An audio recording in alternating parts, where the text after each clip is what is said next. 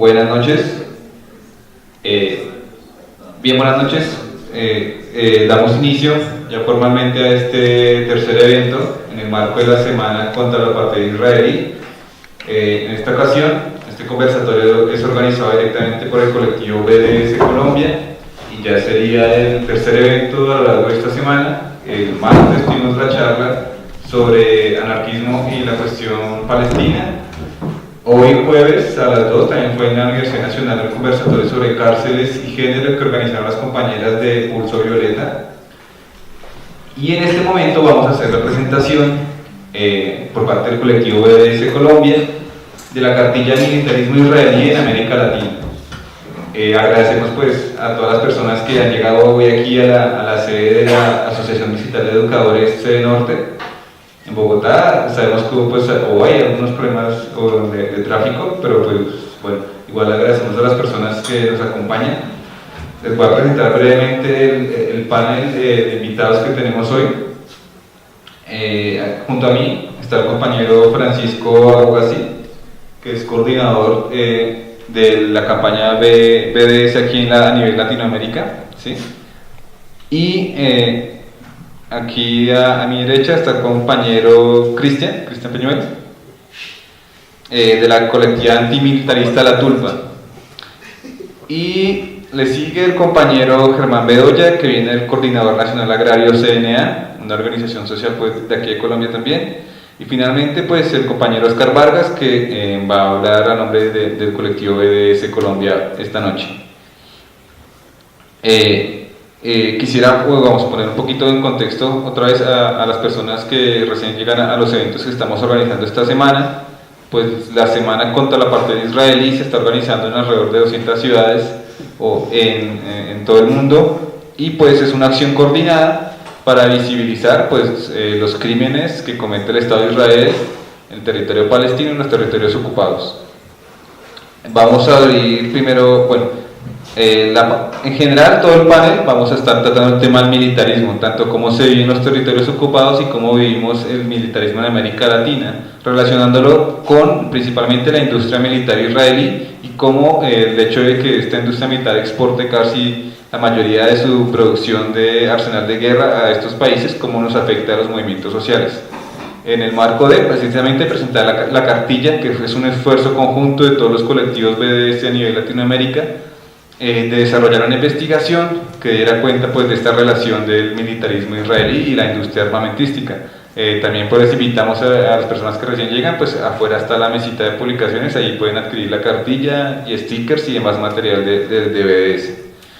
Entonces quisiera pues darle primero la palabra al compañero Cristian Peñuela de la colectiva antimilitarista La Tulpa. Y bueno, solo también otro poquito de contexto, creo que con los compañeros y compañeras de La Tulpa pues hemos desarrollado unas acciones junto a BDS alrededor del tema de las ferias de armas que se organizan aquí en Bogotá, que es una feria que se hace cada 2 años. Se me olvidó el nombre, ¿cómo se llama la feria? Expo Defensa. Entonces la última vez pues se organizó junto con ellas y los compañeros de ARCOC una manifestación pues artística alrededor de esta feria que casualmente se hace en épocas navideñas. Entonces, bueno, voy a darle la palabra al compañero Cristian y después seguiría el compañero Germán Bedoya del CNA. Bueno, pues en primer lugar... ¿Aló? Ya. En primer lugar, pues agradecer al BDS por la invitación que hace la colectiva antimilitarista La Tulpa, aclarando pues también que dentro de ese proceso de documentación y que hacemos desde la investigación acción participativa, pues también nos interesa documentar pues todo el tema de la militarización, que pues no solo desde la cartilla que se está lanzando aquí, sino también desde otros ejercicios académicos pues también y pues populares también podamos aportar a esa discusión. Yo quiero empezar primero por mencionar algunos ejemplos, digamos, se me invitó para también hablar sobre todos esos procesos de militarización urbana que se están dando ahora en estos momentos, y yo creo que vale la pena primero como poner unos ejemplos en las ciudades y luego sí empezar a discutir cómo se está manejando desde el Estado ese proceso de militarización en los contextos urbanos. Entonces, en primer lugar, como que voy a traer estos ejemplos, estas anécdotas. Un primer ejemplo que quiero tratar es el Plan Jarillón en Cali. Digamos, es un plan que ha diseñado la alcaldía de Cali en aras desde la expansión urbanística y desde la gentrificación que se está haciendo en la ciudad. Se está generando un proceso de militarización muy preocupante. Hablábamos con unos colectivos en Cali, entre esos del colectivo Desarmados en Cali, en el que manifestaban que, pues, digamos, por este plan de la alcaldía se está haciendo un proceso de control territorial muy delicado, entre ellos porque, no sé si conozcan Cali, pues dentro de su distribución geográfica hay una parte que es la zona nororiental de Cali. En ella hay actualmente 5 barrios en los que están el barrio Floralia, el barrio López y el barrio Los Lagos, que están ubicados en esta zona de la ciudad. Y la anécdota que quería traer es que el 20 y el 25 de octubre del año pasado, 600 uniformados conjuntamente entre el ESMAD, la policía, el GOES y la policía militar entraron al barrio precisamente a desalojar a la gente que en algún momento se estaba oponiendo a esa gentrificación como plano de expansión urbanística de la alcaldía que busca embellecer como la ciudad. Entonces, digamos, eso es un ejemplo que quería poner, que traigo a la discusión precisamente porque es un proceso de militarización donde hay un pie de fuerza muy desproporcional de agentes de todas estas fuerza pública que se está articulando en ese ánimo de despojar a muchas familias que tienen también, digamos, no solo víctimas de desplazamiento forzado, sino también barrios urbanos, pues, sectores populares que, digamos, se oponen a esa gentrificación, ¿no? Otro ejemplo que quería también trabajar es en una conmemoración que, pues, no tiene que ver con la tulpa, pero sí de un proceso de víctimas que fue en la realización de una conmemoración en el municipio de Soacha, conmemorando una víctima, un líder social asesinado, que fue Julio César Peñalosa. Fue un líder social en Soacha, un concejal, que digamos, en el proceso de articular y hacer esa conmemoración con la alcaldía de Soacha, particularmente cuando se hace un evento público en una plaza pública, una de las exigencias de la alcaldía fue que para garantizar la seguridad participara el ejército y no la policía, precisamente para garantizar la conmemoración de un acto conmemorativo en memoria de Julio César Peñalosa. No me detendré como a explicar la historia de Julio César porque es muy amplia, pero lo que quería manifestar es que cada vez más se está confundiendo las labores de policía y ejército en todo el contexto urbano, y eso era uno de los ejemplos que quería traer. Otro es que dentro de esos procesos de militarización que se están dando actualmente en el país, cabe resaltar que si bien, digamos, en el gobierno de Uribe hubo una red de cooperantes informantes que se hablaba de 750.000 personas que participaban en actividades de inteligencia y que son civiles que participan en esa red de cooperantes informantes, al gobierno de ahora, el de Duque, que es una reactualización del uribismo, se habla de una cifra casi similar de reactivación de esa red, que ahora la llaman Red de Participación Ciudadana. Un amigo me comentaba muy particularmente que él estaba por la calle, caminando con corriente, iba para su trabajo, lo detiene un militar y le dice como: deme sus papeles, deme su nombre, deme su lugar de residencia, deme su correo electrónico. Este amigo mío no pertenece a ningún proceso social, común y corriente, pensó que era un procedimiento normal, le dio esta información personal y luego le llega al correo personal una invitación a ser parte de esta red de participación ciudadana, con el objetivo de que él participe en todo el proceso de seguridad y defensa que se requiere en las ciudades, y obviamente se hizo un consentimiento y sin él haberse enterado de para qué era. Obviamente él lo rechazó y todo esto, pero eso es ahora de las dinámicas a las que nos estamos enfrentando ahorita en estos momentos. Y otro dato que me parece preocupante es que, digamos, dentro de estudios que se hacen en la Universidad Central y creo que en la Universidad Libre, se habla de que el 64% de los ciudadanos en Bogotá, particularmente aquí en Bogotá, aprueban la toma de justicia por propia mano, en vez de acudir al Estado, a la justicia, para resolver todos los conflictos de convivencia ciudadana. Y pues se habla que el 70% de los ciudadanos dejaron de confiar en la justicia. Obviamente esto implica que, digamos, estamos en un contexto de militarización también en este punto particular, de cómo culturalmente se está evidenciando cada vez más la justicia por propia mano, la participación en redes de cooperantes informantes y el involucramiento, si se quiere, del ejército en resolver los problemas de convivencia y de seguridad ciudadana en el contexto urbano.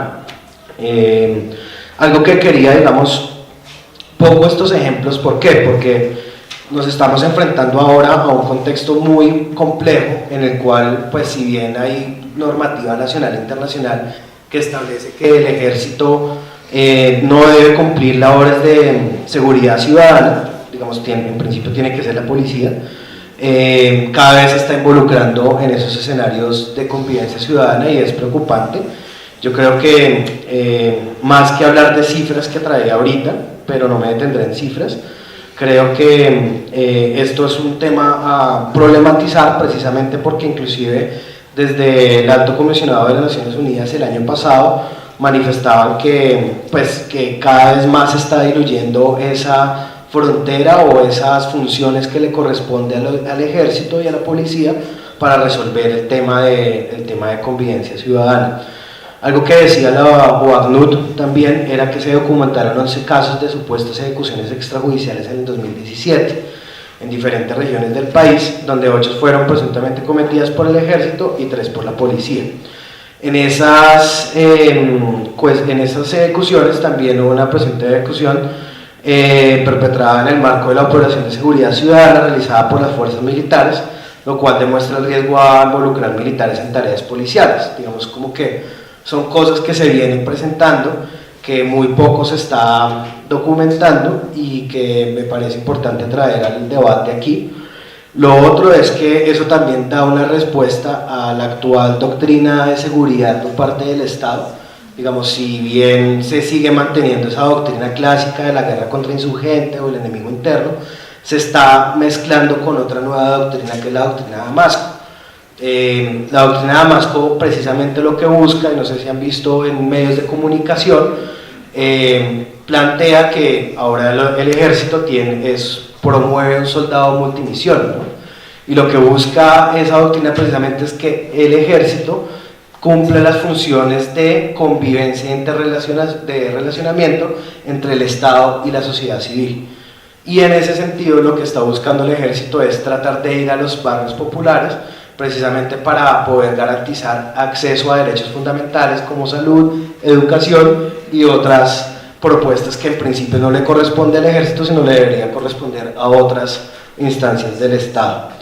Esta doctrina de Damasco precisamente es la que en últimas creo que se está enquistando, por ejemplo, en espacios de la sociedad civil como la conmemoración de Julio César Peñalosa en Soacha. Creo que eso da cuenta de esa doctrina de Damasco, pero también no hay que descuidar que pues sigue manteniéndose esa doctrina clásica de guerra contra insurgente, pues precisamente porque siguen manifestando, y creo que también lo siguen diciendo ahorita en los medios de comunicación, de la infiltración de la guerrilla en la marcha de la Minga, y creo que también se desdibuja un poco como cuál es el acuerdo del ejército actualmente sobre cómo tratar la protesta social en Colombia. De ahí que también tengamos en cuenta algo, y es que desafortunadamente se sigue haciendo un tratamiento de guerra a la protesta social. Prácticamente, pues bueno, creo que si uno se retoma a lo que pasó en el paro agrario del 2013, y me corregirá el compañero del CNA, se documentaron 3 asesinatos, y ahorita en la Minga más o menos se está alcanzando a la misma cifra, y pues eso responde también que se está llevando todos los procesos de inconformidad social o de protesta social se están llevando a cabo no solo a través del ESMAD, sino en conjunto con el ejército. Sé que el panorama es muy desalentador, sé que de todas maneras pues sí es un contexto muy adverso, pero de todas maneras también hay como propuestas o iniciativas que también es importante mencionar aquí, y yo creo que una de ellas es que, digamos, parte de lo que se ha hecho el proceso para enfrentar esa militarización, por ejemplo en Cali, está relacionado con la realización de festivales. Digamos, en este caso hay un festival que se llama el CESDA y el Manda la Vida, que realmente se están agrupando muchas organizaciones de base, también organizaciones de objetores y objetoras de conciencia antimilitaristas, para hacer acciones directas frente al tema de la militarización. Otra cuestión que por ahí se está mencionando y que sería importante contrarrestar como toda esa oleada como de brutalidad policial que se está dando en las ciudades es la creación de una red distrital contra el abuso de la autoridad institucional, que creo que podría dar una buena opción, y creo que pues como colectiva y como otros espacios de objetores y objetoras de conciencia nos queremos sumar. La otra cuestión es que también hemos hecho como acciones hasta inclusive jurídicas relacionadas con hacer cartas a la Corte Constitucional, que se conocen como amicus curiae, donde hemos denunciado, digamos, un artículo primero que es de la ley 1862 del 2017. Esa ley lo que plantea es cómo desde las fuerzas militares se concibe la disciplina y las funciones de los soldados. Nosotros cuestionamos ese primer artículo, en el cual inclusive se está planteando desde esta ley, que es recientemente sancionada, y es que el deber del ejército o el del soldado es también dar hasta su vida propia para poder ejercer sus funciones como soldado. Y la otra cuestión es que pues como Tulpa hemos venido haciendo ejercicios de documentación, de detenciones arbitrarias con fines de reclutamiento, con investigaciones, entre esas 2 de maestría y 1 de pregrado, en donde queremos dejar por hecho como todos estos procesos de militarización urbana, y particularmente con estas tesis lo que buscamos también es como dar a un espacio como la Comisión de la Verdad, incluso como esta respuesta desde la sociedad civil puede pues tener un lugar también dentro del relato de verdad que hay en la sociedad. Por último, digamos, algo que quería como recalcar también es que pues de parte del movimiento de objetores y objetoras de conciencia estamos construyendo una conferencia de la Internacional de Resistentes a la Guerra, que va a ser entre julio y agosto del 2019, donde vamos a querer posicionar como todos estos temas frente al tema de la militarización tanto urbana como en zona rural en el país. Yo quería como hablar más que de cifras, como problematizar estos contextos, precisamente porque estamos en un momento donde las mismas resistencias que debemos construir tienen que estar encarando como esas formas en cómo está actuando la fuerza pública, conjuntamente entre policía y ejército, y también en el marco de que se están diluyendo las funciones mismas de ejército y policía alrededor del tratamiento de la protesta social y de los procesos de base, que en últimas pues lo que buscan es oponerse como a procesos de gentrificación, a procesos de, digamos, a toda la protesta social que se está alentando ahorita en el país. Bueno, eso era como lo que quería hablar.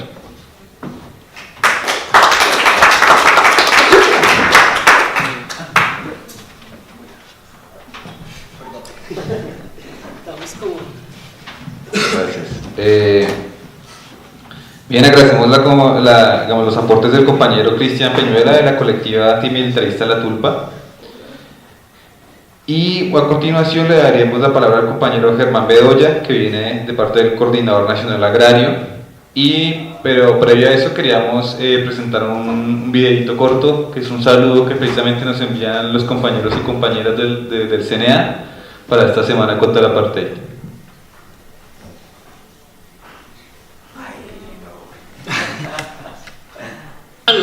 Estamos campesinas y campesinos colombianos, estamos organizados en el Coordinador Nacional Agrario, nos solidarizamos con la lucha del pueblo palestino por su libertad, por su soberanía, por su autonomía. ¡Viva Palestina libre! ¡Viva!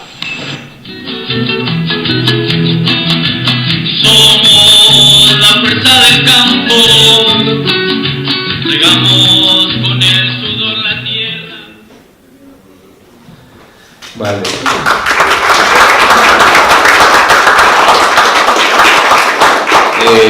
También resaltar un poco el contexto de la relación que tiene el BDS con el CNA. Ya llevamos un tiempito pues ahí conociéndonos también a través de la relación que tiene el BDS con el Congreso de los Pueblos, y en especial la relación que permitió unir a las luchas palestinas y la lucha campesina fue a través de las identidades alrededor de digamos, lo que se sufre sobre el despojo de tierras aquí en Colombia, y enmarcado también en la lucha que estamos dando contra el TLC entre Israel y Colombia. Ahí pueden visitar nuestra página web, la de bdscolombia.org.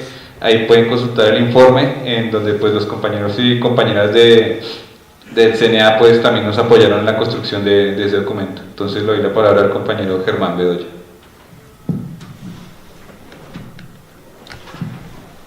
Está como buena esa mesa tan separada, ¿no? Los de la izquierda y la derecha, y los de la derecha y la izquierda. Los demás a la derecha. Los demás. Yo los invito a que nos pongamos de pie un poquito, por favor. A que nos tomemos de la mano con el amigo, con la compañera que le digo que esté al lado. El que esté solo, busque con quién. El compañero. Lo invitamos por favor a que el compañero también. Para que se tomen de la mano, por favor. Tomarlos, por favor. Caen los periódicos.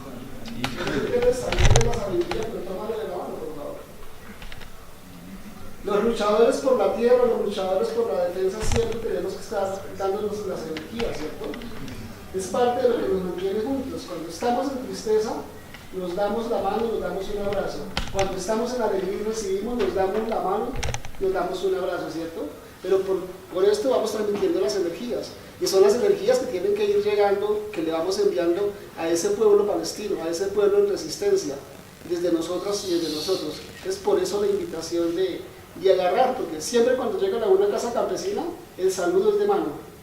El símbolo de bienvenida, de solidaridad, de que les abrimos las puertas, de que compartimos lo que tenemos. Y aquí estamos compartiendo la solidaridad desde nosotros y nosotras que estamos en un país que llevamos del bulto, como decimos los campesinos, con un pueblo que ya resiste y que seguramente si llegamos allá nos darán las manos y también nos abrirán sus puertas.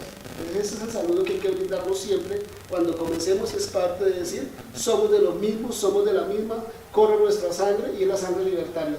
Es eso, por favor. Gracias. El mensaje.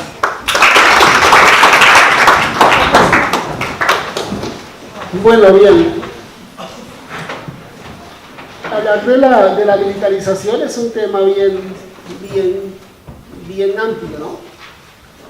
Primero porque es auspiciado por los Estados Unidos de Norteamérica, ¿no?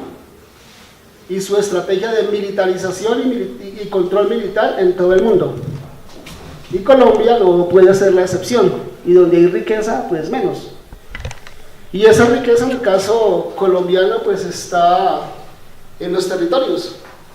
Y en los territorios vivimos aún campesinos, indígenas y afrocolombianos. Y en las ciudades intermedias, pues pobladores urbanos que también derivan mucho su sustento del qué hacer con esa actividad campesina y con ese intercambio. Estaba mirando hoy como alguna vez escribí hace 8 años, algo más, un artículo que se llamó Álvaro Uribe Vélez, una pesadilla para el campo colombiano. Y ahí relataba como varias de las cosas, y frente a la militarización, lo que uno ve actualizando datos es cómo se acentúa esa militarización y ese control militar en los territorios colombianos. Hoy se hablan de cerca de 240.000 miembros del Ejército Nacional. Se habla de 180.000 policías aproximadamente, estos datos según a 2018, de una fuerza naval de 64.000, 65.000 integrantes y de una fuerza aérea de 28.500, superando el 500.000 de militares en un país que firmó la paz supuestamente, y en un país con 40 y algo millones de personas, donde le invierten harto dinero del presupuesto militar, del presupuesto de la nación, a la guerra y a toda esta militarización. Pero esta militarización se va dando para nosotros en varias cosas. Hay zonas donde el ejército y la policía son los que hacen las actividades sociales, político de inversión, son los que manejan, son los que trabajan, son los que hacen todo esto. Y se inventan acciones cívico-militares, entonces son los que llevan a hacer las jornadas de salud.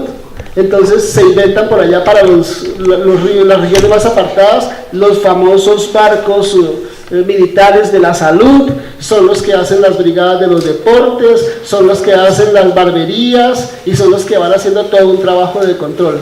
Pero también a la hora de ejecutar proyectos son oficinas de los militares las que primero son los proponentes y las que se quedan con la licitación y con la ejecución de muchos proyectos de nuestros campos. Entonces es una forma de ir militarizando, de ir controlando todo lo que se hace allí.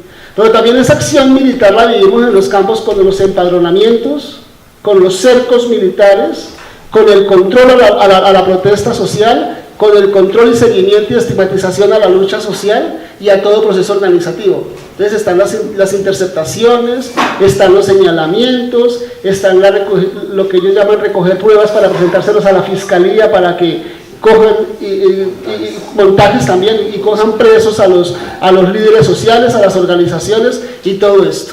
Y con el nuevo plan de Duque, retorna todo ese tema de la seguridad democrática que tenía Álvaro Uribe Vélez, y este man ya lo comienza a trabajar con la propuesta de consolidación, que también lo trabajaron en el 2002 con Álvaro Uribe Vélez, y comienzan a declarar unas zonas estratégicas de intervención integral.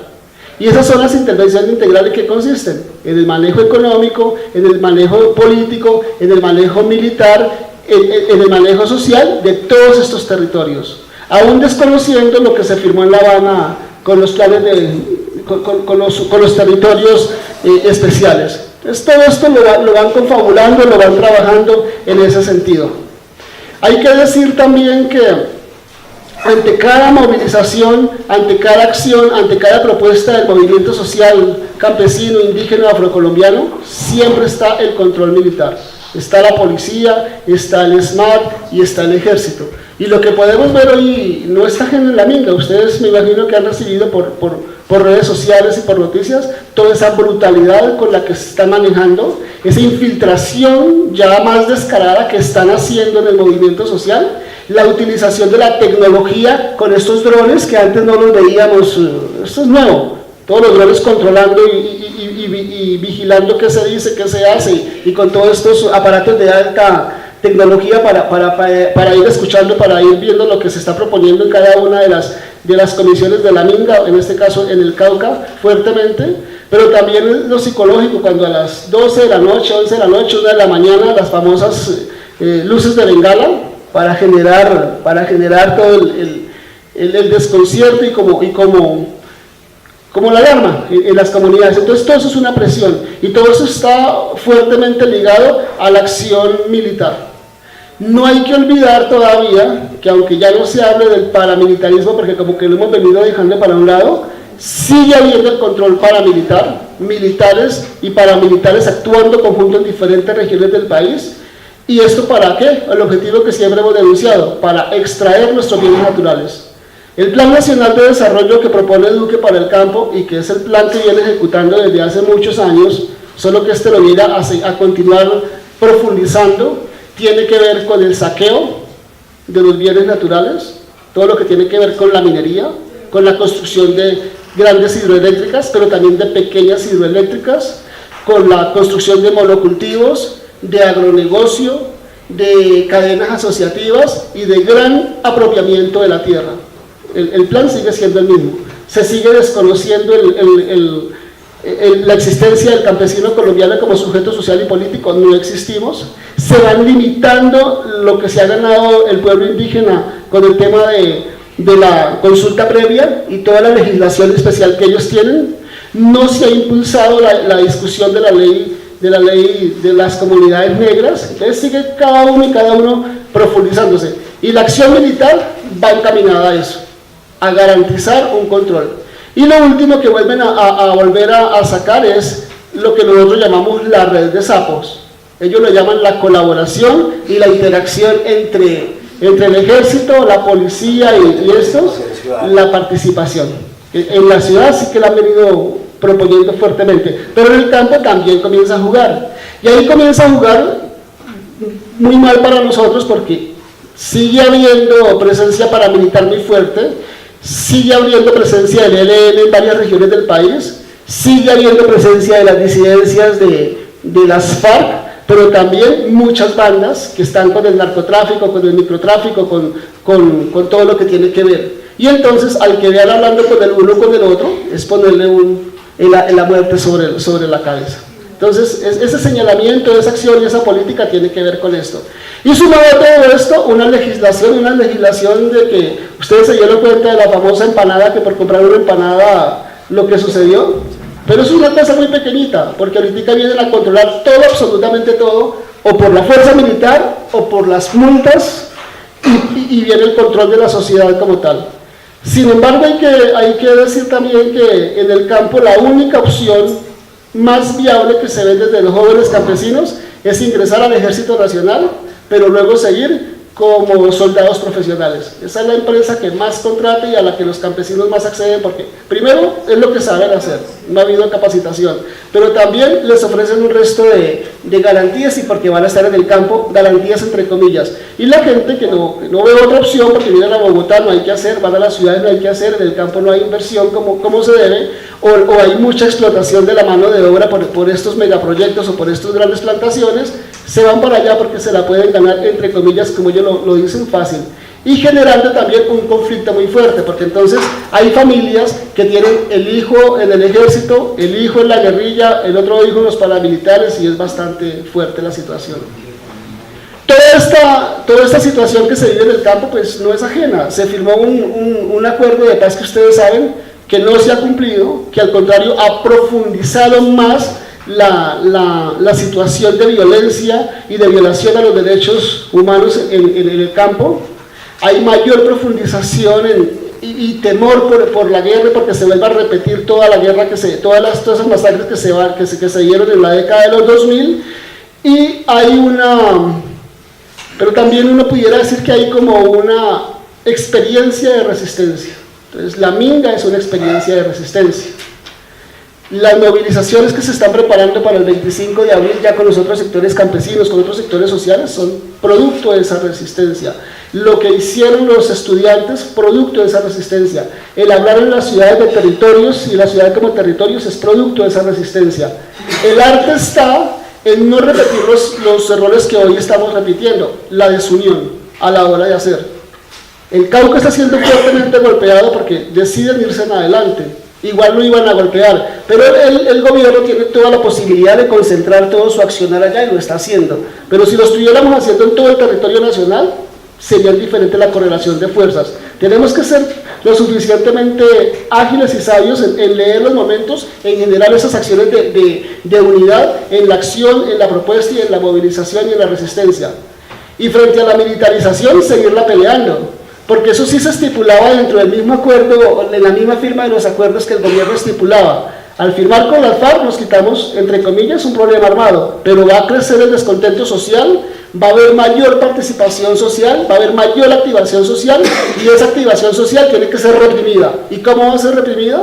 Pues como está haciendo hoy, más presupuesto para la guerra, más consolidación y más gente en el SMAT, más inteligencia y más armas para acabar lo que estamos haciendo. ¿Qué nos queda hacer a los sectores sociales? O nos unimos o nos jodemos, o resistimos juntos y juntas o nos jodemos. Y todo esto marcado con un dominio militar de los Estados Unidos, una fuerte militarización que también se va dando hacia la frontera por todo lo que quieren aprovecharse con Venezuela, en este contexto ya latinoamericano, que también está siendo muy afectada las comunidades ahí. Entonces es una problemática integral grave. La militarización como control, de los bienes naturales de la madre tierra, y Colombia no es la excepción para eso. Y ahí estamos, tenemos que jugar en esa lógica de la defensa. Sería como esas cositas así puntuales. Eso nomás.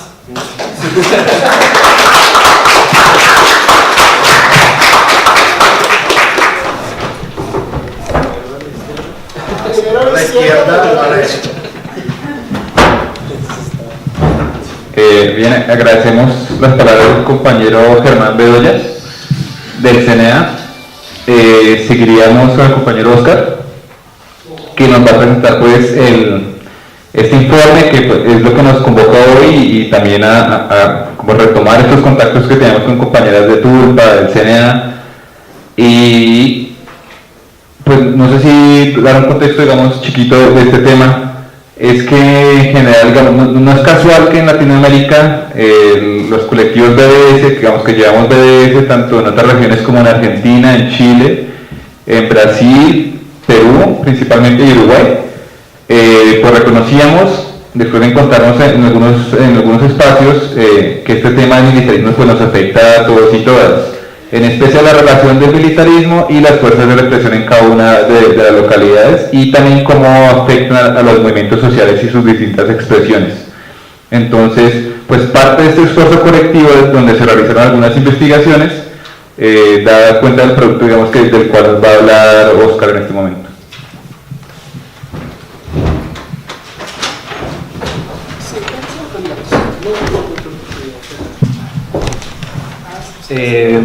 Además de agradecerles a los compañeros que hablaron antes, también quiero agradecer mucho la asistencia de este evento. Creo que todas conocen que la campaña BDS se ha construido desde con las uñas y desde los esfuerzos colectivos de gente que desde el trabajo voluntario trata de expandir esta causa, y por eso es bastante gratificante que puedan responder a esta iniciativa participando en estos eventos. Entonces, lo primero es muchísimas gracias. Lo segundo, nos parecía el lugar más necesario iniciar la presentación de esta cartilla sobre el militarismo israelí, ubicándonos en cuál es la realidad hoy día del militarismo en Colombia, porque lo que tratamos de presentar en este informe, que les voy a decir esto de pronto varias veces, es un informe que hemos elaborado activistas y organizaciones de más de 6 o 7 países de América Latina, que lo hicimos primero porque los palestinos nos pidieron que lanzáramos campañas contra el poderío militar israelí, y ellos están haciendo un llamado que va a ser lo que se va a explicar al final con el compañero Francisco, a que impulsemos campañas en contra del militarismo israelí. Y nosotros entendimos que era imposible iniciar campañas contra el militarismo israelí si no entendíamos cuál era el militarismo israelí. Y así como Germán ahora nos comentaba que son las manos las que dan muchas veces las bienvenidas, y las que no solo dan la bienvenida, sino producen y permiten que nosotros estemos aquí activos.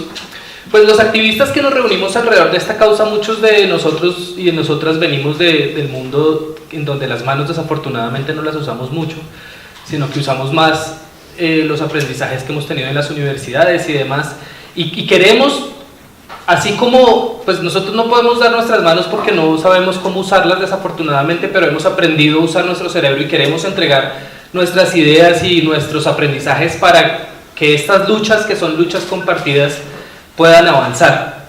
En ese sentido, lo que hicimos fue pues una investigación, y nos metimos a preguntarnos cuáles son las empresas que están en América Latina y que participan de ese militarismo que ahora acaba de expresarse.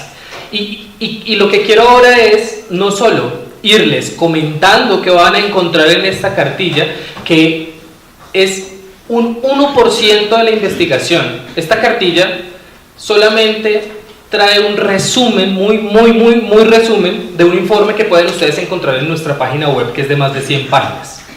Un informe en donde pueden encontrar todas las fuentes con las cuales nosotros podemos decir que estas son las empresas que están participando en América Latina. Entonces, les invitamos a que no solo se queden con esta cartilla, sino visiten nuestra página web y vean este informe.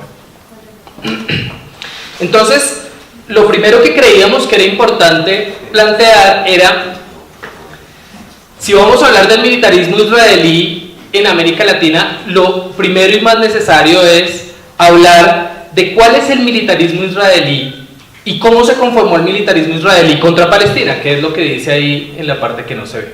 ¿Cuál es el militarismo israelí contra Palestina? Ahora sí se ve. ¿Cuál es el militarismo israelí contra Palestina? Porque entendiendo el militarismo israelí contra Palestina vamos a entender muchas de las tecnologías y técnicas que se están importando aquí ahora. Entonces, no va a ser este el espacio para explicárselos a fondo. Les invitamos a que mañana participen en un cineforo que se va a hacer en la Universidad Pedagógica de Colombia, que va a ser un espacio donde se va a explicar un poco más sobre la situación de Palestina. Hoy nosotros no vamos a hablar tanto de la situación de Palestina. Solo estos comentarios iniciales, y es que el militarismo israelí contra Palestina tiene por lo menos 3 facetas, que es un militarismo como tal marcado por la ocupación de los ejércitos, del ejército israelí, ¿sí?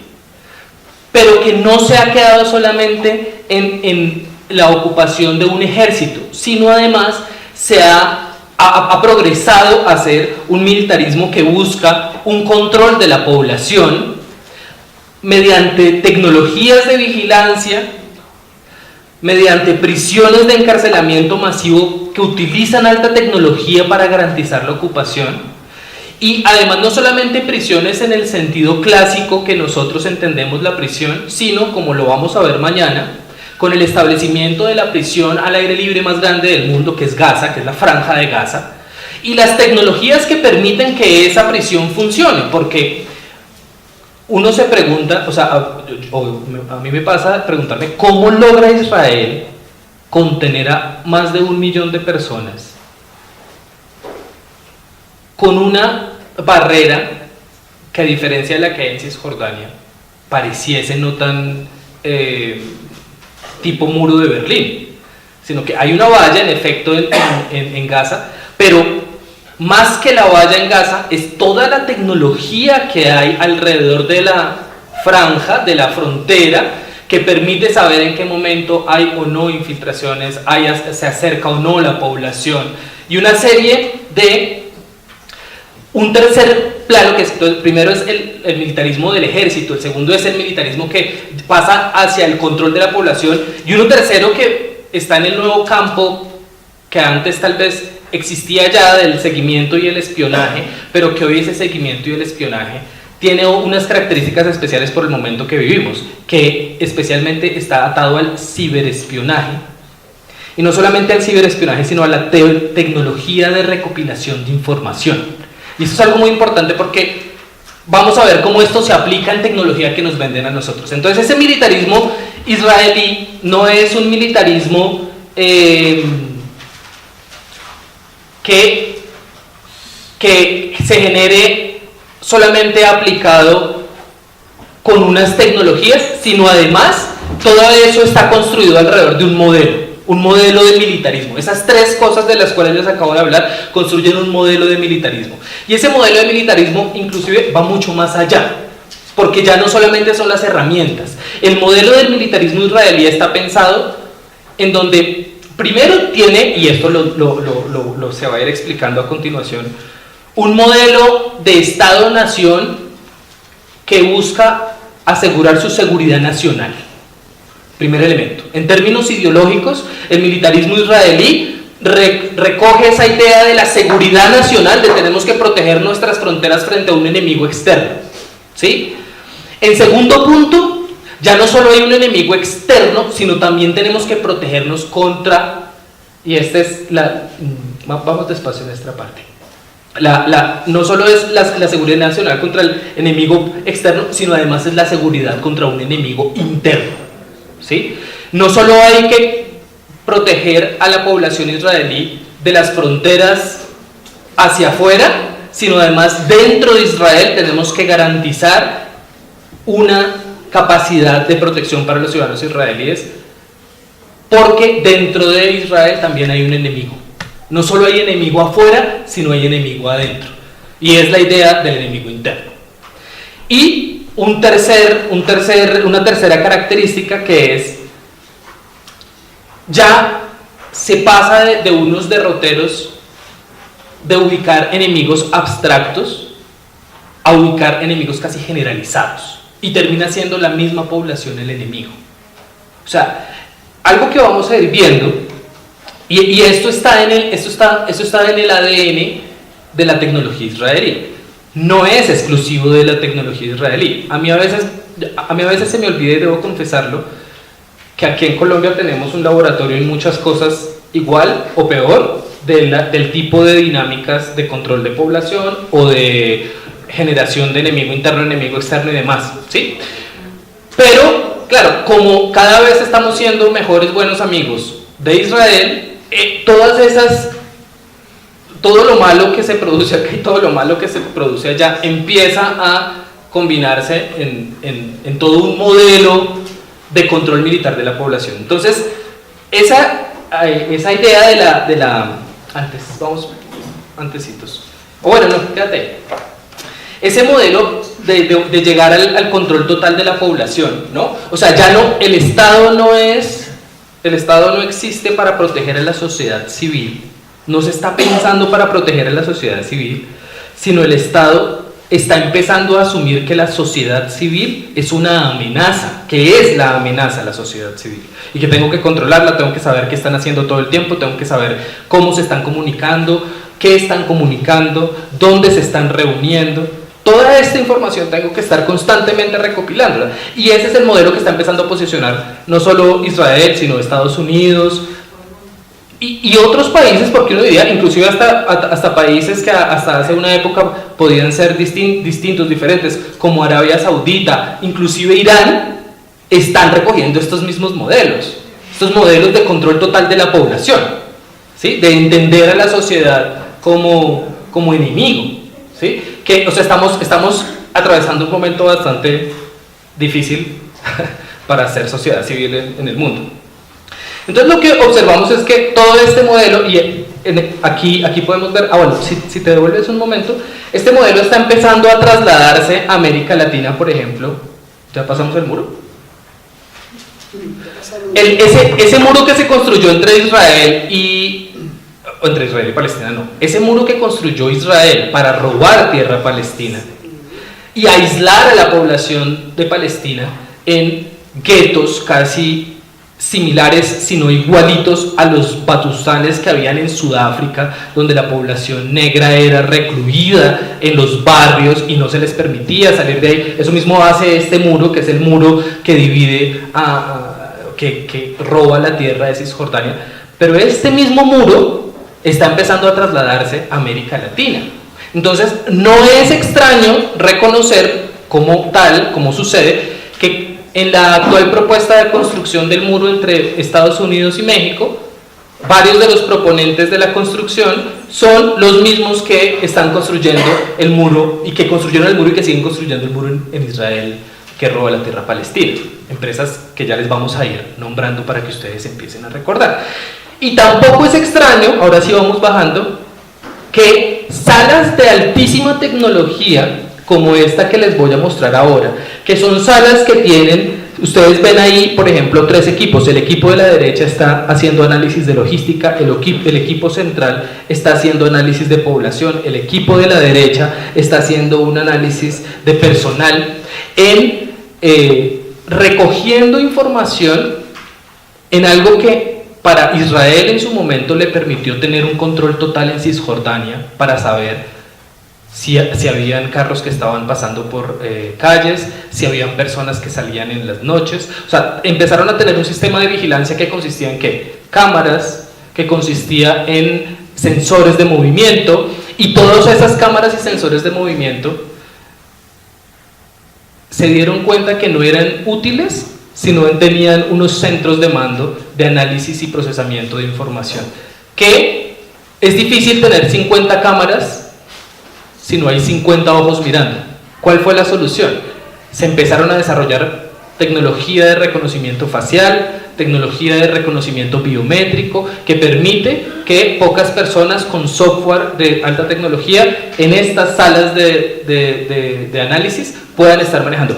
Esta imagen, que la verán mucho mejor en la cartilla, es una imagen real de una empresa israelí que promociona con esta imagen algo que ellos llaman Smart City, que se lo venden a las alcaldías de gobiernos en América Latina para que tengan control de la vigilancia de la gente, ¿sí?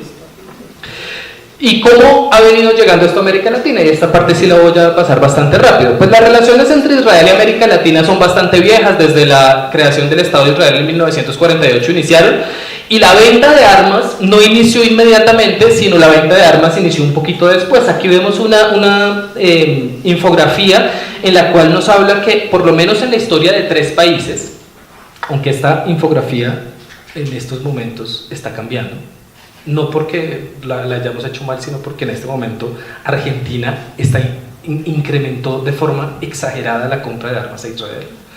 Entonces podría variar, pero esta infografía lo que nos dice es que estos 3 países, en todo su historial de compras a Israel, El Salvador en un 95%, Honduras en un 92% y Argentina en un 81%, lo hicieron en las épocas donde habían gobiernos dictatoriales. Esto significa que en la época de los 70s, de las dictaduras en Centroamérica, de las dictaduras en Suramérica, en el Cono Sur, se incrementaron, fue cuando empezó realmente a darse la compra de armas israelíes en América Latina. Allí era bastante tímida la compra. ¿Por qué? Porque a nivel global había no un embargo contra Israel, pero sí había un recelo de hacer negocios militares con Israel por 2 cosas. Primero, porque países como Estados Unidos, Francia, Rusia eran los que estaban vendiendo y no querían aceptar nuevos vendedores dentro del mercado global de armas, pero también porque se seguía posicionando internacionalmente que los negocios que estaba haciendo Israel no eran éticos en la medida que permitían la ocupación del territorio palestino. Tanto así que para finales de la década de los 80, a pesar de estas grandes ventas, a finales de las décadas de los 80 y principios de la década de los 90, varias empresas estatales israelíes de producción de armas empezaron a quebrarse, porque no estaban teniendo mercados. Y así como en América Latina, durante los finales de los 80 y principios de los 90, en Israel entró una ola neoliberal de privatización. Y empezaron a aparecer varias empresas privadas que empezaron a comprar las empresas estatales que se estaban quebrando. Y es en los 90 cuando estas empresas privadas le dicen al gobierno: muy bien, nosotros vamos a coger esto, pero nosotros necesitamos que nos ayude a vender. Y desde los 90 empezó una costumbre que hasta el día de hoy sigue, y es que las visitas diplomáticas que hace el gobierno de Israel siempre son acompañadas por un pool de representantes de empresas, especialmente militares. Ahorita la última visita que nosotros tuvimos aquí, vino en esa visita gente de las empresas que les voy a decir ahorita, Rafael, Elbit, empresas de ciberseguridad, vinieron con el primer ministro Netanyahu, hicieron negocios en Argentina, hicieron negocios en México, parece que hicieron negocios aquí también. ¿Sí? Entonces, el Estado de Israel sirvió desde ese momento y hasta el día de hoy de garante de impulsar diplomáticamente a las empresas públicas y privadas israelíes para la venta de armas. Y eso hizo que a partir de la década de los 90 Israel empezara a comer un pedazo más grande de la torta de la venta de armas a nivel internacional. De hecho, en Colombia particularmente, antes nosotros le comprábamos más armas a Estados Unidos, Inglaterra, Francia especialmente, pero desde 1988, y quiero comentarles un detalle que yo encontré que me pareció muy curioso. El primer negocio que hizo Colombia con Israel en términos de armas fue comprarle unos Kafir viejos, Kafires que habían utilizado en la Guerra de los 6 días en 1967, que ya estaban en desuso, ¿sí? Y no tenía el dinero suficiente para comprarlos. ¿Y saben qué hizo? Los cambió por carbón. El gobierno de Barco entregó una concesión de carbón para que se pudiera pagar esos Kafires viejos, que muchos de esos Kafires hasta el día de hoy los mantienen activos la Fuerza Aérea, y los mantienen gracias a que desde ese momento la empresa encargada de los Kafires Y aquí es donde empieza, entonces, ¿qué es lo que se empezó a vender en América Latina? Primero, armamento, ¿no? ¿Qué empresas están vendiendo armamento? Empecemos por la de Kafir. La empresa que vende Kafir se llama Israeli Aerospace Industries, que esta es una empresa pública, esta es una empresa del Estado, ¿sí?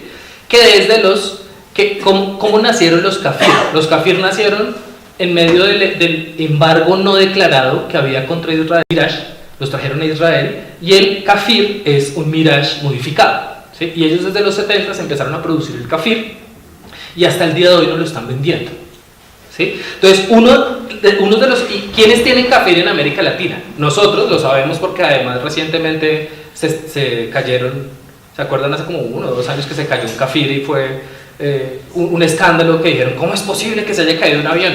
Pues es posible porque son aviones de los 70s que vienen refacturando y arreglando a tal punto que hoy día son inútiles.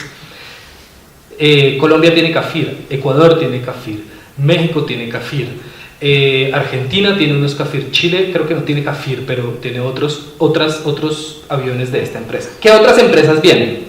Hay una empresa que se llama Rafael. Esta empresa, puedes subir un poquito Esta empresa es una empresa muy grande y ustedes se van a acordar de ella a partir de este momento, porque se acuerdan que Duque solicitó al Congreso de la República 2 billones de pesos adicionales para fortalecer las defensas antiaéreas de Colombia. Les puedo firmar en este momento, porque todavía el contrato no está cerrado, pero les puedo firmar en este momento que quien va a proveer de esas ayudas antiaéreas es esta empresa, Rafael. Porque vean lo chistoso que pasó, qué pena, pero vienen muchas anécdotas porque nos metimos mucho tiempo en esta investigación y no vamos a tener tiempo de contar más estas anécdotas. A mi familia no se las voy a contar porque no les interesan, a ustedes sí. Con Rafael pasó una cosa, con esta cotización, el gobierno mandó una petición con las características de armas antiaéreas que se necesitan, de misiles antiaéreos, a Corea, a creo que Francia y a Israel. No invita ni a Estados Unidos ni a Rusia para la compra de esta arma. ¿Por qué? Pues resulta que la semana pasada salieron noticias en las cuales se avisó que se habían hecho visitas a Israel casualmente, por parte de la Fuerza Aérea para mirar los sistemas antiaéreos, hace como 2 o 3 semanas.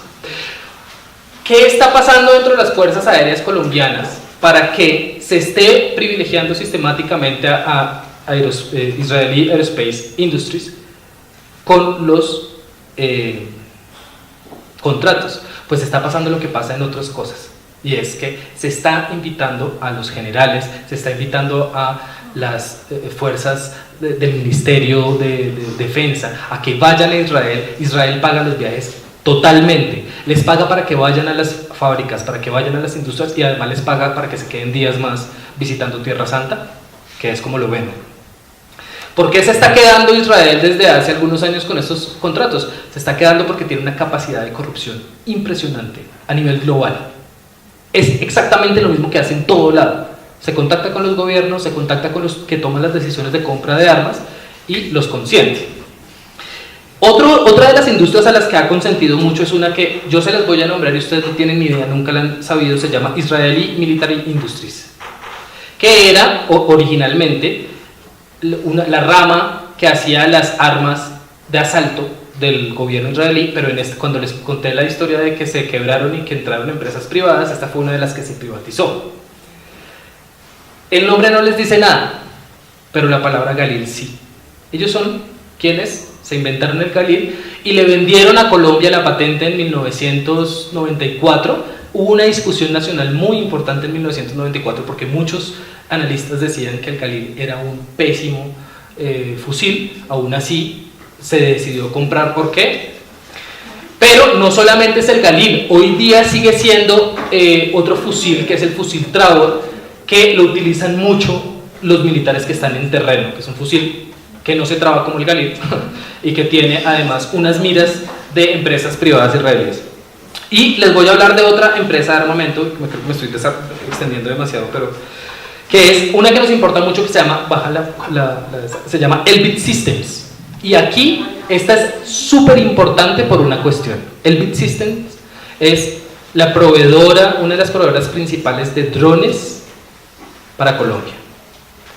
Los drones que están en este momento atemorizando a la minga en el Cauca, muy probablemente son drones Elbit Systems.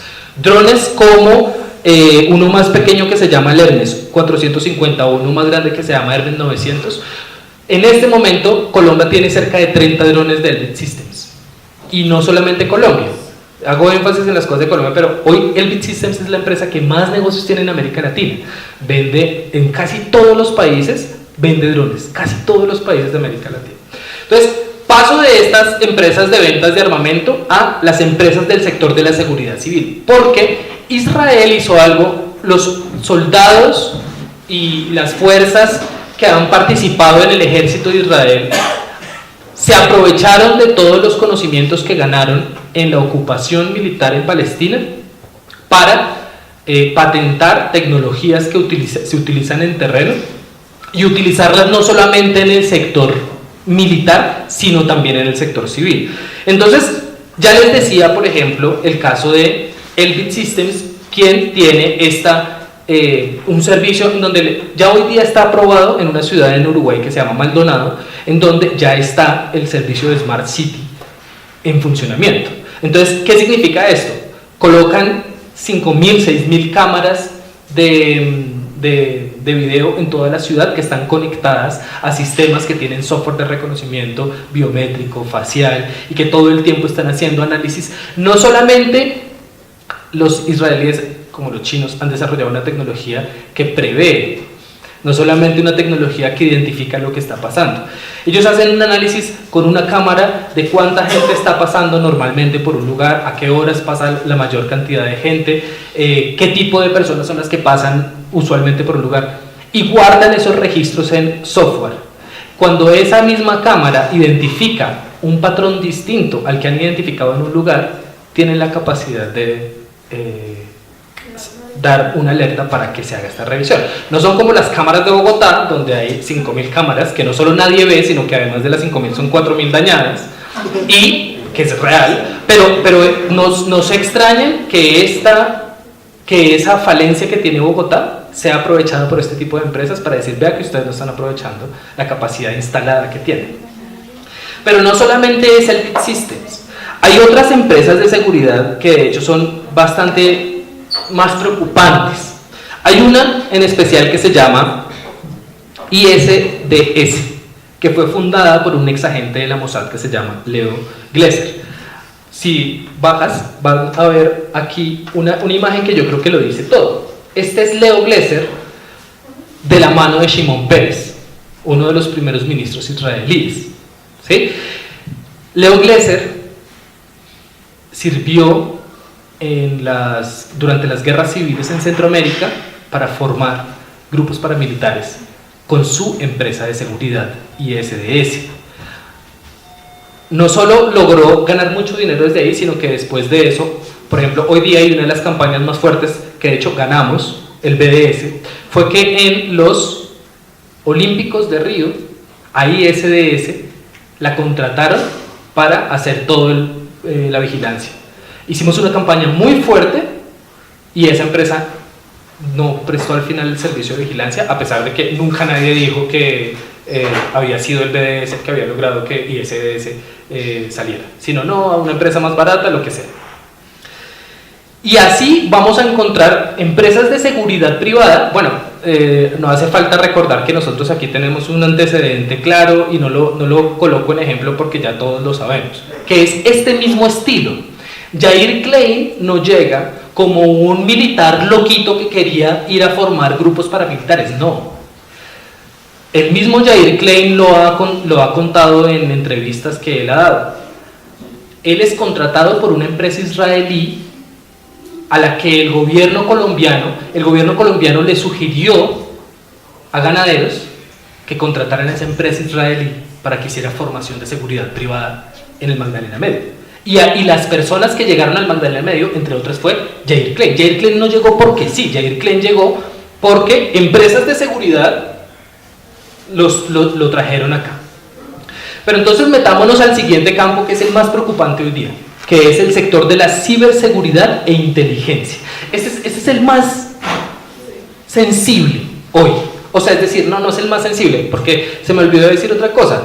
No solo son los drones. En la minga indígena, ahorita en el norte de Cauca, hay una empresa israelí que ha vendido unos semitanques que realmente son unos carros de movilidad de tropa pequeña para mover 8 o 10 personas, que los llaman, y ahora se me va a olvidar, gracias, los Sandcats, gatos del desierto.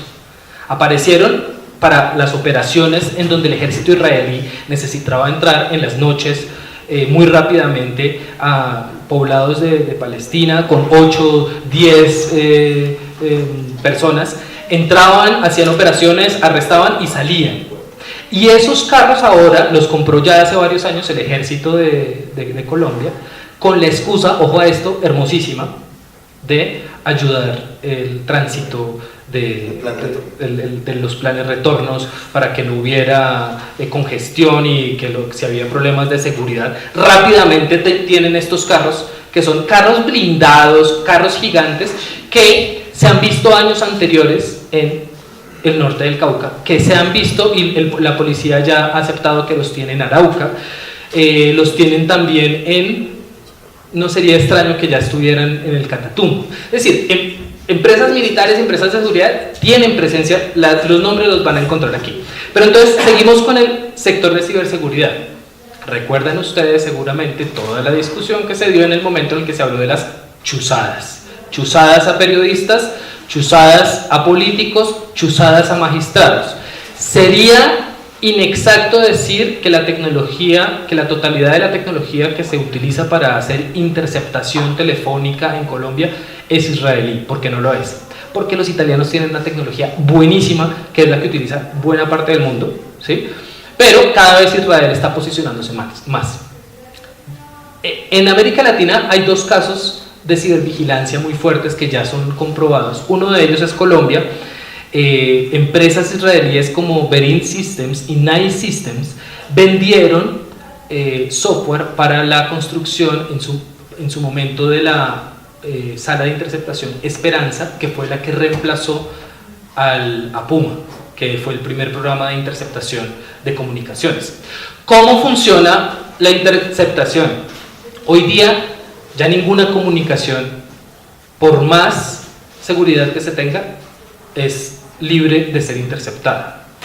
Muchas veces, y esto les decía ahorita, Perin Systems y Nice Systems en Colombia utilizan interceptación de todo tipo, telefónica, WhatsApp, Facebook, absolutamente toda la información de un objetivo, si lo identifican, la tienen. Pero hay otro sistema que no tenemos los datos de que en Colombia esté, y que no sería extraño que esté porque es el que está pegando más hoy día, que se volvió muy famoso por un amigo de los israelíes, el príncipe Bin Salman, que hace algunas semanas asesinó a un periodista en la embajada de Turquía, perdón, en la embajada de Arabia Saudita en Turquía, ¿sí? Investigadores estadounidenses y mexicanos denunciaron que la tecnología de interceptación del teléfono que tenía Khashoggi era una que empezó a sonar mucho en el mundo, que se llama Pegasus. Pegasus es algo que utiliza mucho la inocencia de nosotros, que todavía estamos en un momento en que confiamos en un mensaje que nos llegue y nos dice: la minga en este momento tiene 50 asesinados. Si quieres más información, sigue este link. Nos llega un mensaje y nosotros decimos: bueno, pues claro, la minga, ¿cómo no nos vamos a informar de la minga? Abramos el link. En el momento en que usted le dio clic a abrir el link de una persona que usted no sabe quién es, en el momento en el que usted le dio abrir el link, ingresó un programa que se llama el programa Pegasus, que toma el control de su celular.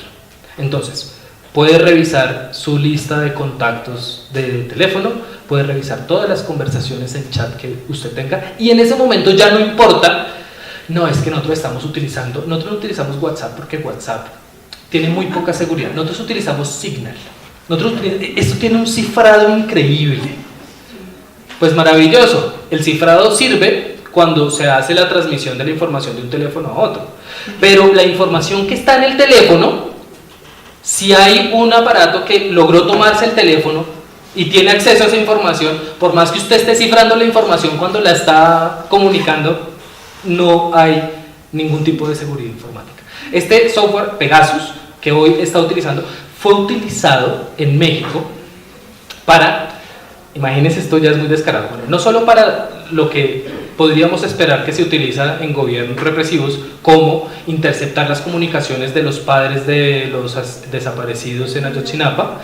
Ya está comprobado que se utilizó Pegasus para interceptar los teléfonos de, creo que 3 padres. Uno dice, bueno, gobiernos represivos hacen esto. Pues resulta que había una ONG que estaba tratando de impulsar un impuesto al azúcar de las gaseosas en México. A esta ONG la intervinieron con Pegasus para poder saber qué información era la que estaba teniendo esta ONG y qué era lo que estaba haciendo en ese sentido. Que uno dice, ojo, aquí el software de interceptación no solamente está siendo utilizado por los gobiernos, sino lo grave es que esta tecnología se la están vertiendo a personas privadas.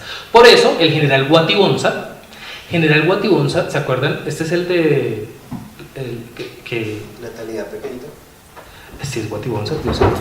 Uno de los generales de la policía que cayó por el problema de las salas de interceptación ilegales. Sí, es Guatibonza, ¿no? Guatibonza había tenido una discusión previa que pasó muy por debajo, y es que dentro de la policía se contrató un software israelí y se acusó a Guatibonza de que él había recibido dinero para que se contratara ese software israelí. Esa información pasó súper por debajo.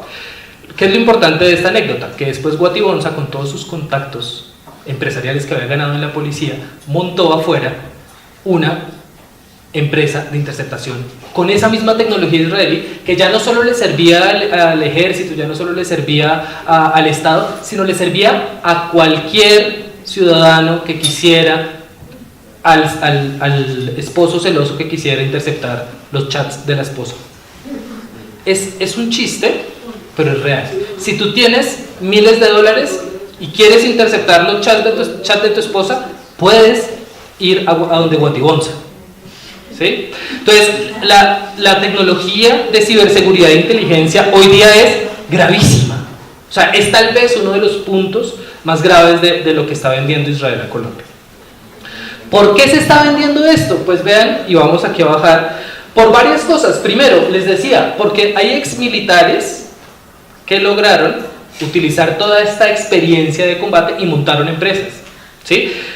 Hay varios ejemplos en especial. En este les coloco esta imagen, es de el que fue en su momento el como comandante de las escuelas de francotiradores del ejército israelí. Después se retiró, se fue para Estados Unidos, patentó unas miras, y la forma en cómo vende las miras es diciendo que esas son las miras que él utilizó mientras participaba en las acciones y mientras formaba al ejército israelí.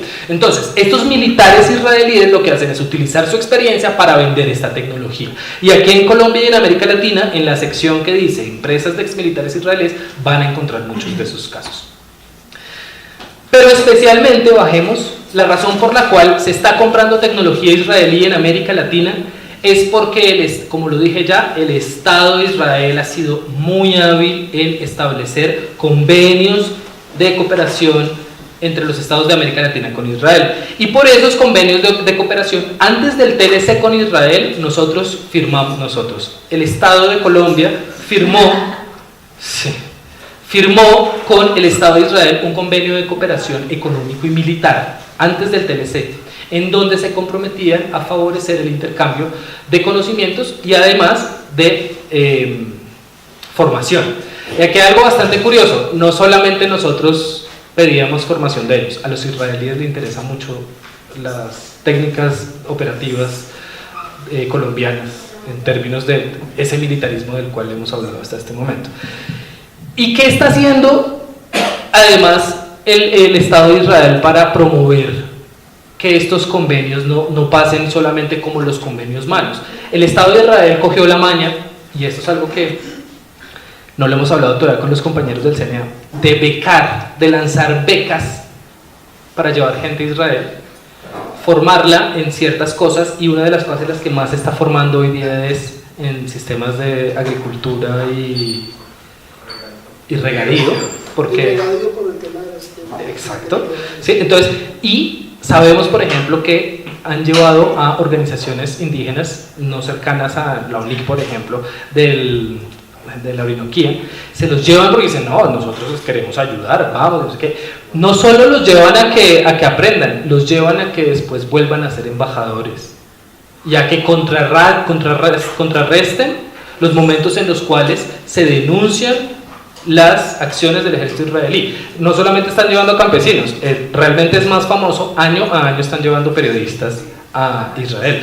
Si ustedes han visto las declaraciones que hace Gustavo Gómez cada vez que hay casos en donde el tema Israel-Palestina aparece, si ustedes escuchan qué es lo que él dice, tienen que recordar que a Gustavo Gómez lo llevaron hace como 4 años. Lo llevaron hace 4 años y le hicieron un paseo por no solo las instalaciones israelíes, sino además, desafortunadamente, la autoridad palestina los recibe también en viajes que Israel organiza para llevar a periodistas a mostrarles la versión israelí de qué es lo que está pasando allá, y para limpiar y darle la idea a los periodistas de que no, ellos son tan buenos que son neutrales y van a permitir que los periodistas también vayan y hablen con el Ministerio de Relaciones Exteriores de la Autoridad Palestina, y lo reciben. Bueno, en fin, esto no tiene nada que ver, pero el punto es que sistemáticamente están llevando personas. Vean, este es una publicidad de una beca que se llama Policía y Comunidad, una beca especializada en Israel, a la cual están llevando, y esta beca se está ofreciendo en casi la totalidad de los países de América Latina, se está ofreciendo.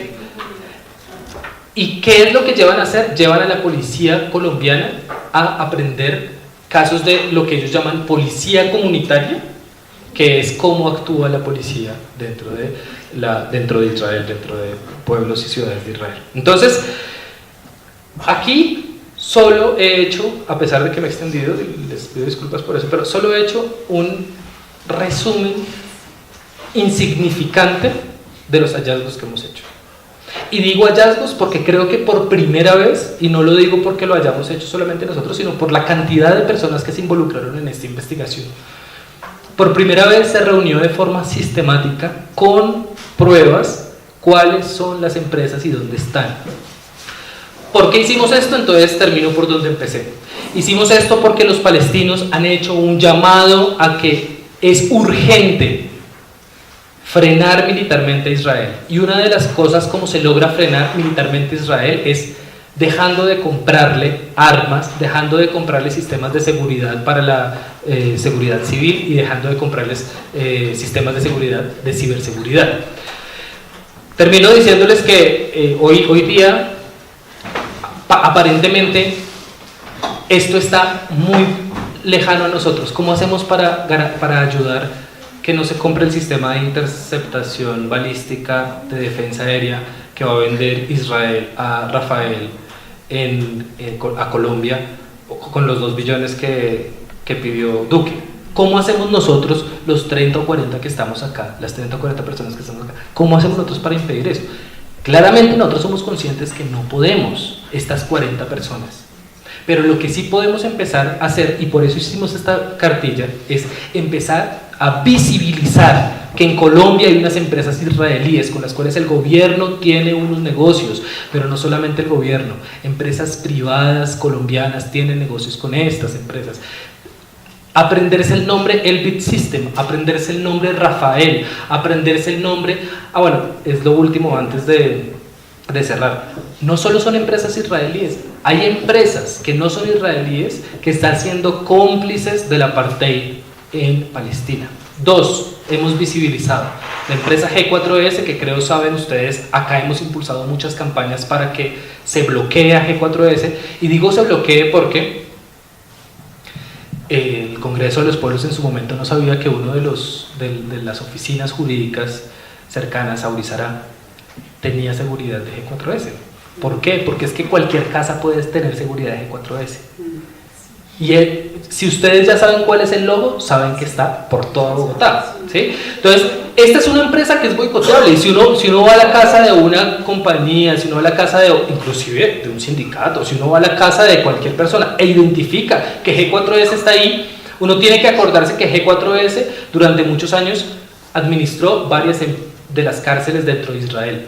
Gracias a la campaña de BDS hemos logrado que salga de los negocios de las cárceles en Israel, pero no nos hizo caso completamente. Tiene también acciones dentro de la academia de policía israelí. Imagínense lo que forman a los policías israelíes, que son parte de los que tratan a los palestinos. Hoy día es el 40% de esa academia lo tiene G4S, por eso seguimos boicoteando G4S.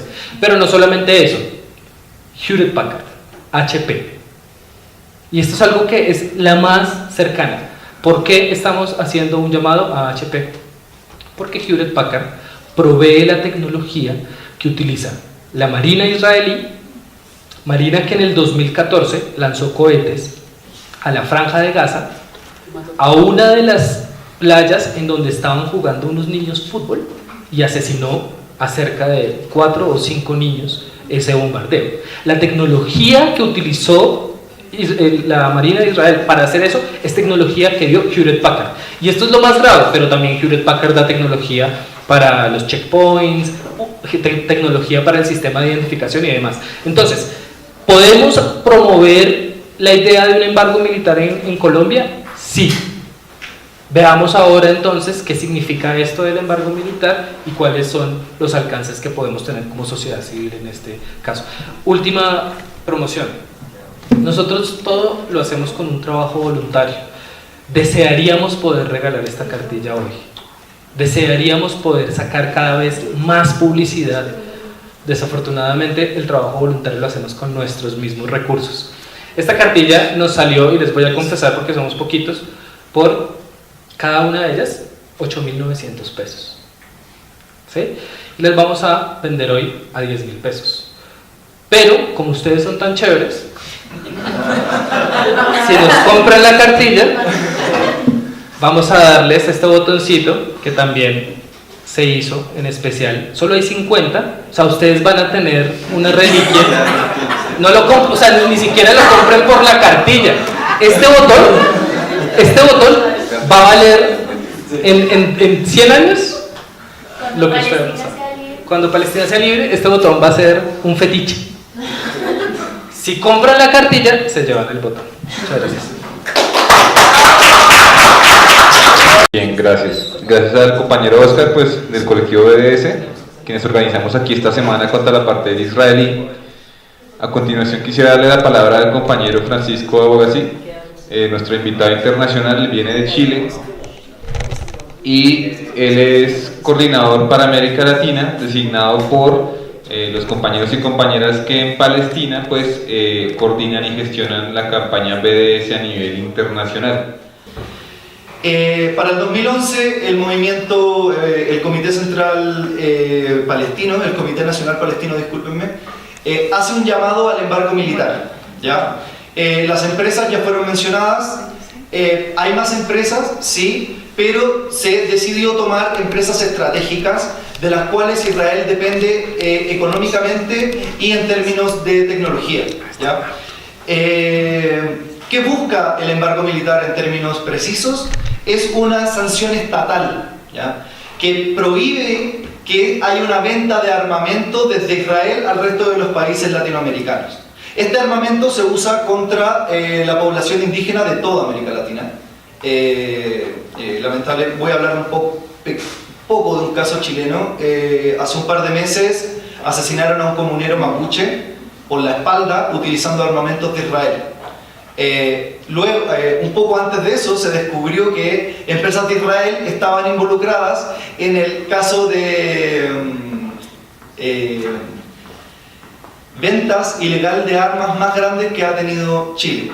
El ejército de Chile, por supuesto cómplice de la dictadura militar y heredero de esa misma dictadura militar, empezó a comprar armas de Israel durante la misma dictadura militar, porque nadie, excepto Israel, estaba dispuesto a venderle a la dictadura de Augusto Pinochet armas, ¿ya? Esos son el tipo de situaciones que permiten que Israel exista. O sea, cuando nadie le quiere vender a alguien, o un Estado, que está comportándose en violaciones sistemáticas de derechos humanos, llega Israel con sus lobistas profesionales y a través de lobby, sin que la mayoría de la población de un lugar sepa, se pone a vender todo este sistema del cual hemos estado hablando. Para detener eso existen diversas estrategias, ¿ya? Pero todas buscan de distintos modos que se terminen esos contratos. Si nosotros terminamos los contratos, si nosotros salimos a protestar, si nosotros hacemos campañas virtuales, esos contratos se van a salir. Del mismo modo que ustedes se sorprendieron con la investigación que se hizo sobre el militarismo en América Latina, el resto de la población va a estar igual de sorprendida y va a querer participar del movimiento BDS, porque es lógico. Porque todos vivimos la presión de Israel a través de los gobiernos locales que compran esa tecnología. Muy bien. Entonces, ¿a quién está dirigida estas campañas de embargo militar? Muy fácil. Están dirigidas a todos los gobiernos y los estados del mundo. Están dirigidas a las empresas privadas y a las empresas estatales. Están dirigidas también a las universidades que utilizan como método de represión a los estudiantes organizados esta tecnología para averiguar más información sobre las estudiantes y los estudiantes que se están organizando en distintos frentes para solucionar en solidaridad problemas que se están viviendo en los distintos estados latinoamericanos. Cualquier institución política puede ser eventualmente presionada para que deje de intervenir, o sea, de comprar tecnología de Israel, ¿ya? Y si nosotros terminamos con esta complicidad, nosotros dejamos de alimentar el apartheid en Palestina. El apartheid existe porque existe racismo, porque existe la colonización, porque existe el neoliberalismo y el capitalismo como formas de represión a nuestros cuerpos, a los estados, a los movimientos indígenas, etc. Si no paramos a Israel ahora, si no paramos a Israel de forma solidaria y no entendemos de que nos tenemos que aliar con los mapuches, con los movimientos indígenas, que la lucha que están viviendo las mujeres, las luchas que están viviendo los movimientos LGTBI, vamos a estar peleando todas estas luchas de forma sola, o sea, individual, cuando es una sola lucha. En este momento yo estoy hablando por el boicot, por el BDS, pero también hay miles de mujeres y de hombres que están hablando sobre el BDS con las disputas de género, que están hablando sobre los movimientos estudiantiles, los movimientos indígenas. Y todas estas luchas tienen que encontrar un punto en común. Entonces yo los invito a que se unan a la campaña militar, o sea, a la campaña contra el embargo militar, borren eso, por favor. Y bueno, lo último de contar, el movimiento BDS hizo el año pasado en Brasil un encuentro latinoamericano en donde cada movimiento BDS de los distintos espacios latinoamericanos trajeron también a personas que directamente viven la represión de Israel, pero a través de su tecnología. Así se llevaron representantes del movimiento mapuche, se llevaron representantes de movimientos indígenas colombianos, de Honduras, de México, de Argentina, de Uruguay, etc. ¿Por qué? Para que solo ellos relataran, como se relató aquí con los compañeros, cómo las presiones de Israel y la creciente militarización de los estados latinoamericanos y el aumento del neoliberalismo está haciendo que todos suframos. Todos en nuestros distintos espacios, de verdad, que no son iguales y que van a tener diferencias, pero que tienen un sentido común, y es el sentido común que tenemos que empezar a desarrollar. Y es que no podemos permitir el avance del apartheid en nuestros países, no podemos permitir el avance del militarismo en nuestros países. Detener eso no solo va a ayudar a la población civil palestina, sino que también va a ayudar a nuestros indígenas, van a ayudar a los movimientos LGTBI aquí, a los movimientos de género y a los movimientos estudiantiles y todos los movimientos que se levanten por una vida más justa y en favor de los derechos humanos. Muchas gracias.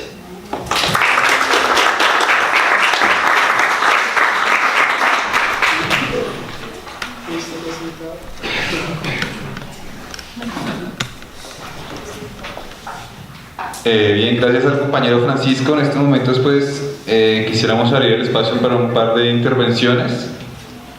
Sí, no sé quiénes quieran participar con algunas preguntas, y creo que pues también para que nos escuchemos todos y todas, sería que vinieran aquí y así hicieran uso del micrófono.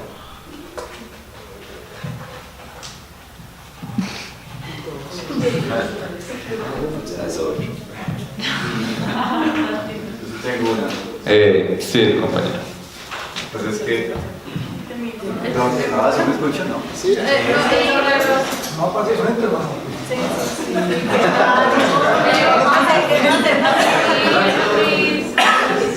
Lo que pasa es que, pues con todo lo que menciona Oscar de la tecnología que tienen en la Franja de Gaza, me preguntaba yo cómo funciona Hamas, cómo hace Hamas para evadir todo ese tipo de condiciones tan adversas, ¿no? Y sobre todo pues cómo hace para enfrentar también el Estado israelí de manera militar. Básicamente eso. Pues sí. No, yo sí creo que usted sí nomás. La pregunta es si sé que el inicio de esta campaña es reciente, pero si hay algún referente exitoso o de algún referente de otro país que haya logrado ese reto de decir como, bueno, entonces ya no vamos a comprar el de Rafael, pero entonces vamos a comprar el S300 o el Patriota o el Patriot o lo que sea. Sí, es como que el problema sigue siendo el militarismo, entonces, y más allá de también independientemente de quién se le compre, lógicamente hay agravantes, pero eso.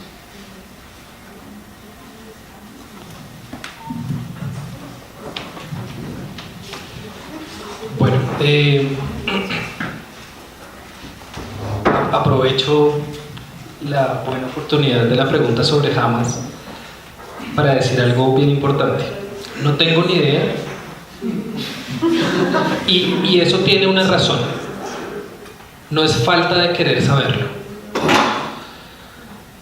El BDS se ha comprometido a ser un movimiento no violento, y es la bandera que hemos enarbolado desde el principio, y que ha hecho que muchas de las organizaciones palestinas en un principio, como Hamas, como Fatah en su momento, creyeran que el BDS podía ser un problema, porque el BDS estaba diciendo se puede hacer de otras formas y no solamente desde la vía militar, se puede hacer desde acciones no violentas.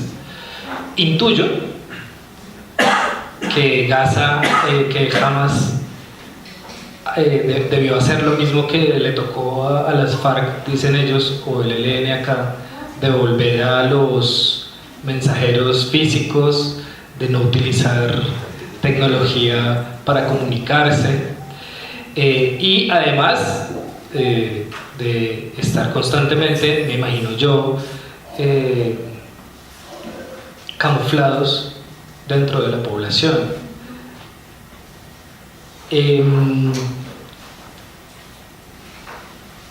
Es importante, Francisco nos recordaba en estos días, creo, que los últimos ataques que hubo por Israel en la Franja de Gaza nacieron por aparentes rockets enviados probablemente por Hamas. La mañana después de esa noche de los ataques de Israel, salió en la Franja de Gaza una parte de la población a protestar contra Hamas, a decirles: está clarísimo que cada vez que ustedes mandan rockets nos van a castigar a todos.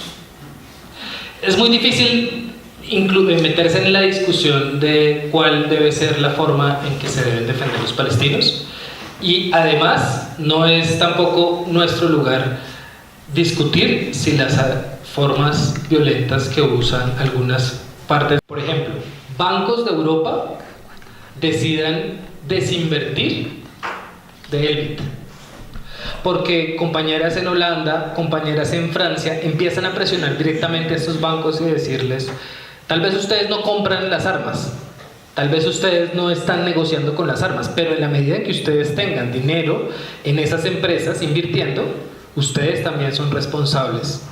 Entonces retiren sus dineros de Elbit. Y eso ha hecho que en algunos lugares en Europa se ha logrado que se retire, que se desinvierta, que es la D de nuestro movimiento, que se desinvierta de estas empresas. Pero inclusive no yendo tan lejos, en las universidades hay un caso, en la página 16 está una foto, que es una foto de manifestaciones que se hicieron en la Universidad de Manchester durante más o menos 2 años, denunciando que la Universidad de Manchester estaba teniendo investigaciones asociadas con el desarrollo del grafeno, con una empresa israelí que estaba desarrollando el grafeno. Tal vez ustedes no han escuchado antes el grafeno. El grafeno es una nueva nanotecnología que permite la construcción de vestidos inteligentes, que es bastante útil para la industria militar.